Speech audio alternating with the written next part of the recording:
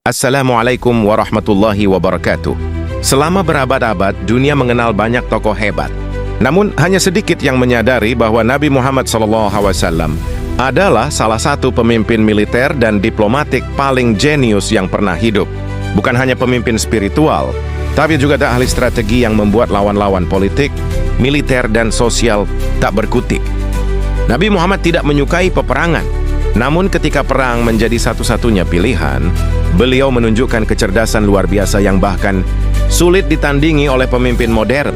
Contohnya dalam Perang Badar, jumlah pasukan Muslim hanya 313 orang, sementara pasukan Quraisy lebih dari 100.000 orang. Namun Nabi Muhammad memilih tempat strategis di dekat sumber air yang hanya ada satu di gurun. Langkah kecil yang mengubah arah sejarah. Lanjut ke Perang Khandaq, pasukan koalisi Quraisy dan suku-suku Arab mengepung Madinah. Jumlah mereka sangat besar dan mereka siap menghancurkan umat Islam. Tapi Nabi tidak panik. Beliau menerima ide dari Salman Al-Farisi untuk menggali parit di sekeliling kota. Strategi ini belum pernah dilakukan di tanah Arab. Dan hasilnya, pasukan musuh tak bisa masuk. Mereka kelelahan, kehilangan semangat, dan akhirnya mundur. Sebuah kemenangan besar tanpa pertempuran besar. Namun, kecerdasan beliau tidak hanya soal strategi militer. Yang lebih luar biasa adalah bagaimana beliau menggunakan diplomasi dan akhlak. Contohnya saat perjanjian Hudaybiyah, perjanjian ini terlihat merugikan kaum muslim, tapi Nabi menerimanya dengan tenang.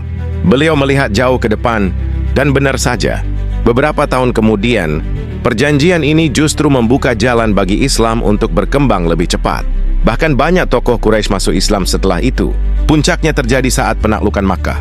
Setelah bertahun-tahun dianiaya, diusir dan diperangi, Nabi Muhammad datang ke Makkah sebagai pemenang. Namun tak ada pembantaian, tak ada balas dendam.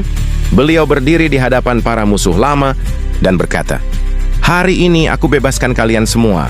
Kalimat ini tidak hanya menunjukkan pemaafan, tapi juga kekuatan jiwa dan kecerdasan emosional yang luar biasa. Itulah Rasulullah SAW. Cerdas secara militer, taktis dalam diplomasi, dan lembut dalam akhlak. Beliau bukan hanya memenangkan pertempuran, beliau memenangkan hati manusia. Dan ini yang perlu kita renungkan. Kalau kita benar-benar cinta Nabi Muhammad, maka tirulah cara berpikirnya. Gunakan akal, jangan reaktif. Berani, tapi tetap bijak. Kuat, tapi penuh kasih sayang. Karena Islam itu bukan hanya soal ibadah, tapi juga soal akhlak, kecerdasan, dan visi besar membangun peradaban. Jangan cuma kagum sama Nabi Muhammad SAW. Jadikan beliau standar berpikir dan bertindak. Hari ini, kita tak hidup di zaman yang penuh emosi, noise, dan reaksi cepat. Tapi Rasulullah mengajarkan diam saat marah, bicara saat perlu, dan berpikir sebelum bertindak. Kalau katanya cinta Nabi, tapi akhlaknya masih bikin orang ilfil, ya berarti masih banyak yang harus kita benahi. Jadi yuk, buktiin cinta kita bukan dari caption, tapi dari karakter yang kita bawa ke dunia nyata. Like kalau kamu siap jadi muslim yang mikir, bukan yang reaktif. Subscribe untuk konten Islam yang ngebuka wawasan, bukan cuma hati. Share ke sahabatmu, biar kita sama-sama belajar mencintai Rasulullah dengan cara yang benar.